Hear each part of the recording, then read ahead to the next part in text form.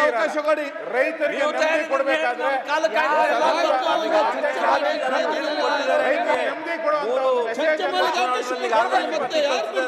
ಬಂದಿರೋದೇನು ಕೇಳಿ ಬೆಳಗಾವಿಯಲ್ಲಿ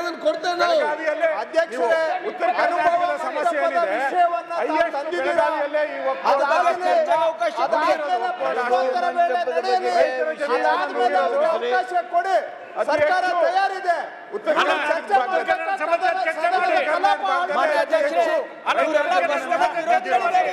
ನೀವು ಇಲ್ಲಿ ಚರ್ಚೆಗೆ ಅವಕಾಶ ಕೊಟ್ಟಿಲ್ಲ ರೈತರಿಗೆ ಚರ್ಚೆ ಆಗ್ಬೇಕು ಯಾರು ಕೊಡುದಿಲ್ಲ ಅಂತ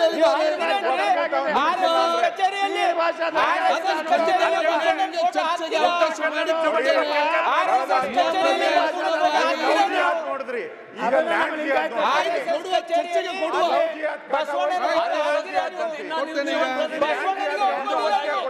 ಈಗ ಮಂಟಪದ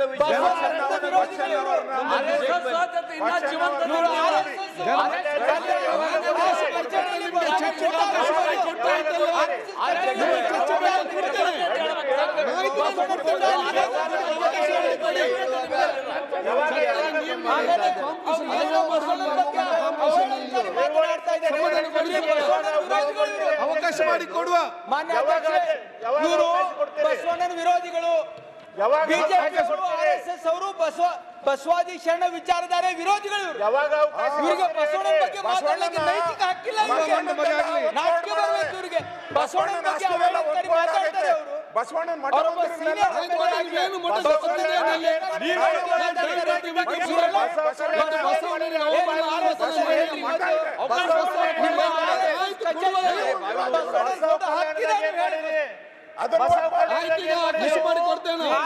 ಕಚೇರಿಯಲ್ಲಿ ಬಸವಣ್ಣನ ಫೋಟೋ ಹಾಕ್ತೀರಾ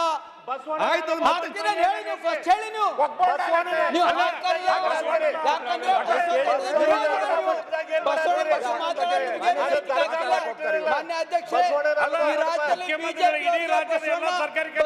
ಶರಣರ ಬಗ್ಗೆ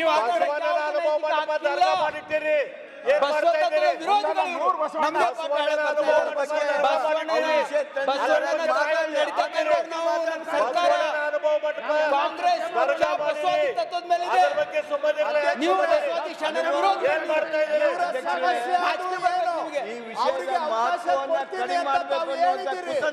ಅವಕಾಶ ಕೊಡ್ತೀವಿ ಅಂದ ಮೇಲೂ ಕೂಡ ಯಾಕೆ ಈ ರೀತಿ ಕಲಾಪಕ್ಕೆ ಮಾಡ್ತಾ ಇದ್ದಾರೆ? ಅವಕಾಶ ತಗೊಂಡು ಮಾತಾಡ್ಲಿ. ಇವ್ರಿಗೆ ಚರ್ಚೆ ಆಗ್ಬೇಕಾ ಗಲಾಟೆ ಆಗ್ಬೇಕಾ?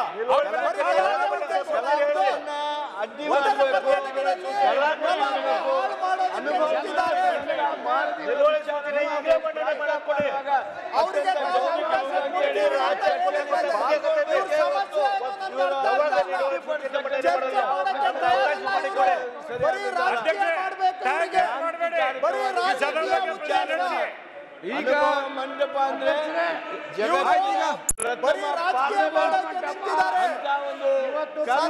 ಕಲಾಪ ಹಾಳು ಮಾಡೋದೇ ಇವರ ಉದ್ದೇಶ.